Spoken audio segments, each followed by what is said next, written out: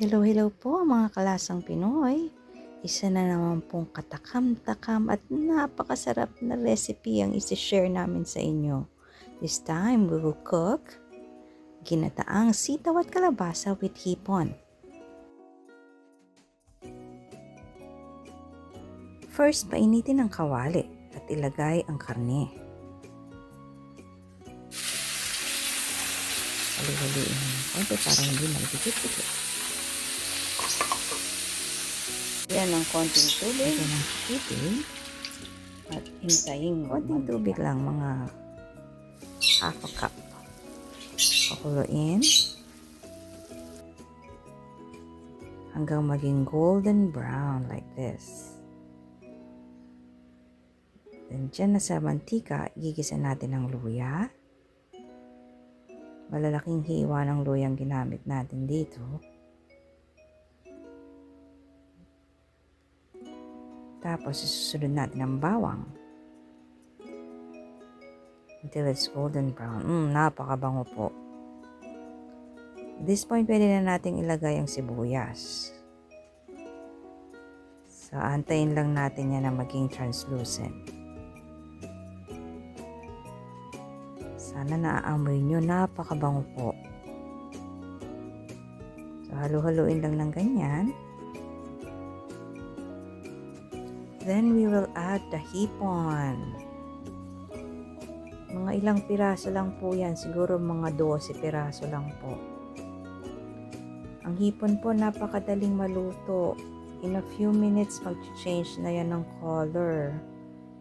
So, haluin lang natin ng konti. And then, pag nag-turn orange na yan, ihihiwalay po natin sandali. Kasi ayaw nating ma-overcook. Ganyan, see? Pag orange na siya, we will separate it. And then later, ibabalik na lang natin siya. Kasi pag na-overcook yan, titigas. And we don't like that. Ako, napakabango po ng amoy. Yan po, iniwalay lang natin siya sandali. At this point po, we will put pagkuong. So, depende po sa panglasa nyo. Ako po linagay ko mga 2 tablespoons of bagoong. Then, haluin lang natin siya ng ganyan. So, kikita nyo po may naninikit sa kawali. Lagyan nyo po ng konting tubig para ma-scrape natin kasi napakalasa po niyan. So, scrape lang natin po yan. At haluin ulit. Ngayon, pwede na natin lagay ang kalabasa. So, kinat ko lang po yan into bite size. Tapos ng kalabasa, idadagdag naman natin mamaya-maya yung sitaw. Yan ang sitaw po. Napaka-fresh po ng ating mga ingredients. Kalabasa at sitaw. Very healthy. Nilagyan ko po ng paminta. So, depende po sa panglasa nyo. Hindi ko na linagyan ng asin. Kasi meron na siyang bagoong. Ayan. Tapos, lalagyan natin ng gata. Wala po kasing fresh gata dito. So, canned gata po ang nilagay ko. 2 lata.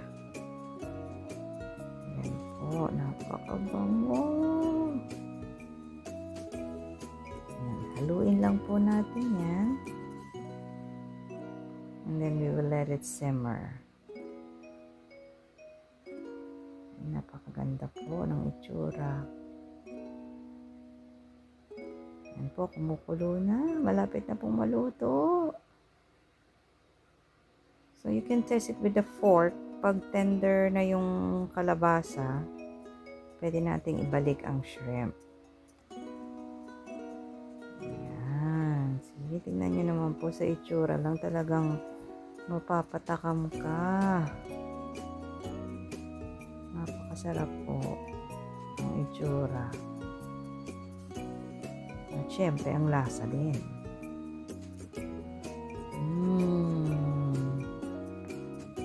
Very yummy. Nalagyan natin lang ng sili. Nasa sa inyo po kung gusto nyo pong may sili. O hindi ko kinat kasi ayoko na masyadong maanghang. Napakasarap. Ayan na po. Luto na po ang ating ginataang sitaw at kalabasa na may hipon. Mapapa-extra rice ka talaga. Napakasarap. Thank you po for watching. Hope abangan niyo po yung mga susunod nating recipe dito sa ating channel, Kalasang Pinoy. Please do not forget po to like and share.